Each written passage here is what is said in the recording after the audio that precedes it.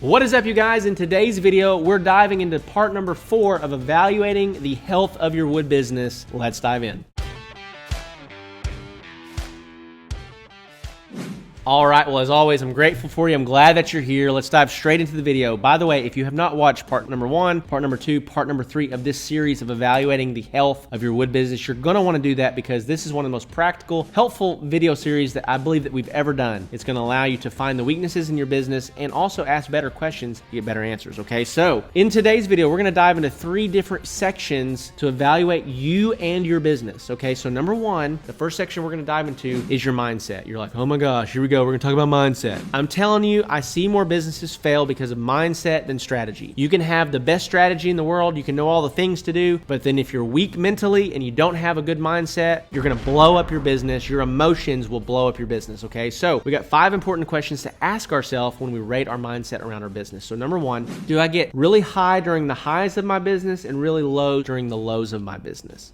The reality is that business is an emotional game. It's a hard game to play. There's things that are gonna happen that are outside of your control that could completely destroy your business. Do I get too high when things are good, and do I just plummet when things go bad? And this will happen like week to week or month to month. This is the problem with business, is like you might have one month where you set a sales record, and then next month you're trying to figure out where the next dollar is gonna come from, right? So you have to learn how to regulate your emotions. And a lot of this, unfortunately, just comes to experience. I wish that I could give you some great strategy. You know, we've all heard the quote, "This too shall pass." Well, it's so important to hear that and remember that when you're crushing it and when it's crushing you. So when you're crushing it, this too shall pass. Don't get too high. You're going to have challenges again, okay? And when you're in the middle of what feels like the greatest challenge you've ever had, you got to tell yourself, this too shall pass. You're not going to stay there forever, okay? You're going to get another sale. You're going to get another lead, right? It's going to turn around, okay? So that's number 1. Do I get too high and too low on the highs and lows? Okay. Number 2, how can I regulate my emotions to be a healthier version of myself and a more sound business leader?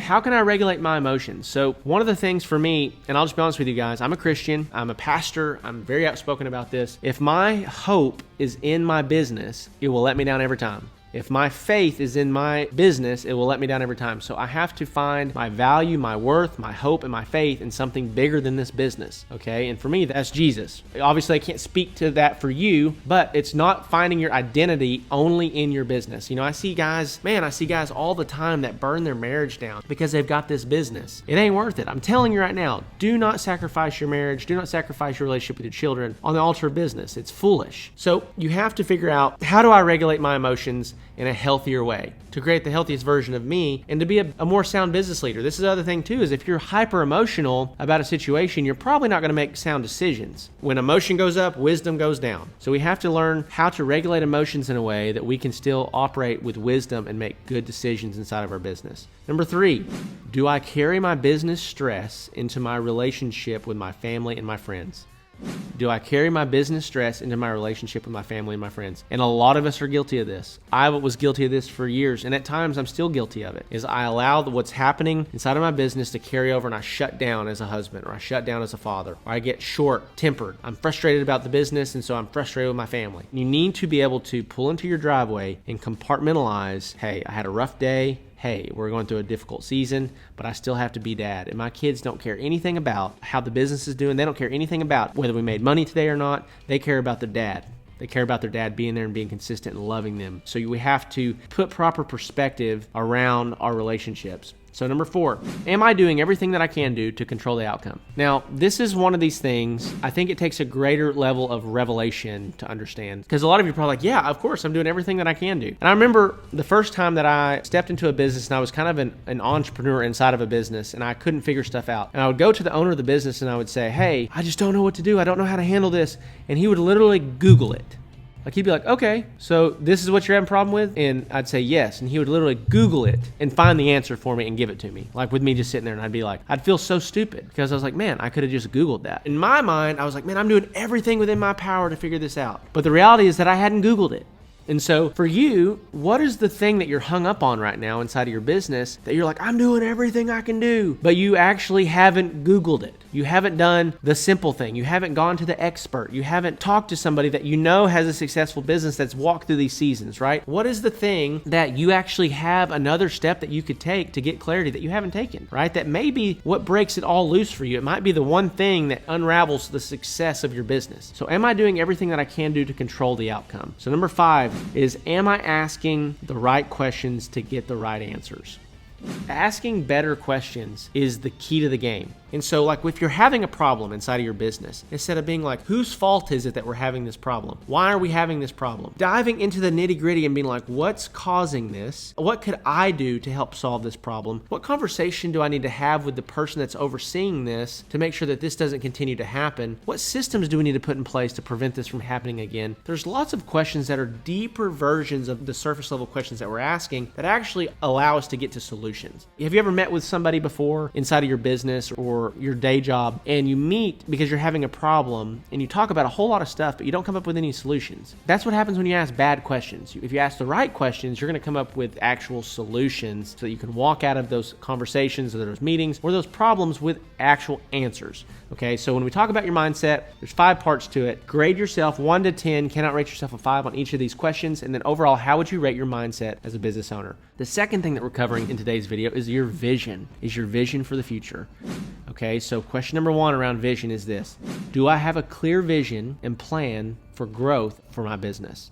Do I have a clear vision of where I'm going to go and a plan for growth? Are you just kind of flying by the seat of your pants? Are you working in your business so much that you don't ever think about the big picture of your business and what it could be? And then do I have a clear plan and a clear strategy in place for growth? And if you don't, then you need to get a plan. You need to get a strategy. By the way, that's what we do inside of the programs that we offer. So number 1, the Handmade Hero Academy program. If you're stuck beneath $10,000 a month and you're trying to break that barrier, get that program. It's going to help you. It's a worthwhile investment. Number 2 is, if you're really trying to scale your operation, you're going to want to check out the Woodworking Business Accelerator program, where we help you scale beyond $20,000, $30,000, $40,000, $60,000 per month inside of your business. And so the second question you got to ask yourself is, do I have a mentor or someone to follow their example of success to simplify my journey?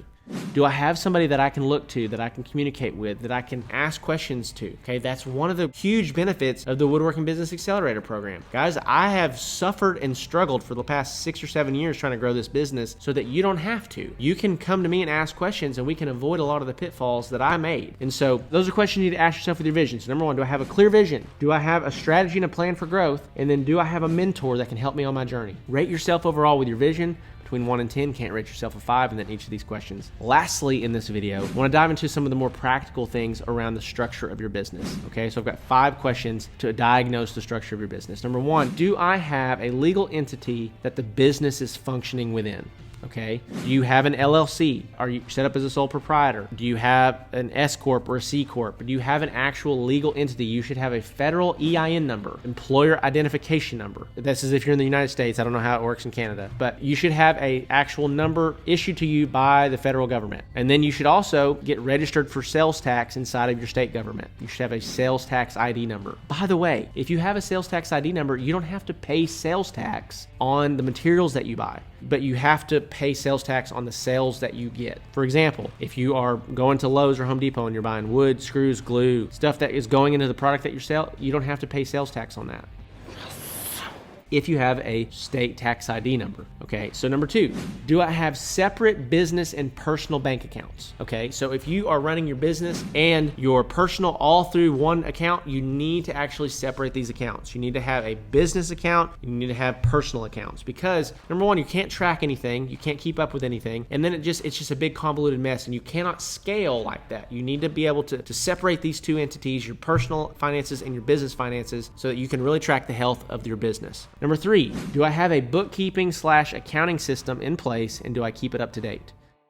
Okay, if you are not running a QuickBooks or a FreshBooks or something that's tracking your finances and keeping it up to date and be able to generate you reports, then you really are operating your business pretty blind. You need to have bookkeeping and accounting. You need to have a system in place, and it needs to be up to date. Doesn't do you any good to have it and then for you not to touch it for 90 days or 120 days at a time. You need to keep it up to date. Either do it weekly, do it monthly, or hire a bookkeeper for a couple $100 a month to keep it up to date for you, okay? Number 4, do I have access to business credit? Disclaimer, this requires a lot of wisdom. You don't need to do this if you don't understand credit. You don't have consistent lead flow inside of your business. You need to have consistent leads, consistent sales, and you need to have a proven track record of being able to generate money, okay? Once you have that though, you can go and you can leverage business credit to make some moves inside of your business that allow you to scale or allow you to grow. So if you have access to business credit, you can scale and you can grow much faster than if you have to come out of pocket with cash on everything. And so again, it may look like, man, is this the right decision short term? But long term, what it's going to allow you to do is it's going to allow you to increase your productivity, your speed, like with equipment. It's going to allow you to get a bigger place. It's going to increase your ability to produce and your volume over the life of your business, okay? And so number 5, and this is just a great question to ask. And again, if you're a one-man team and in a garage, maybe not that necessary, but as you start to grow, this is an important question, is do I have general liability insurance?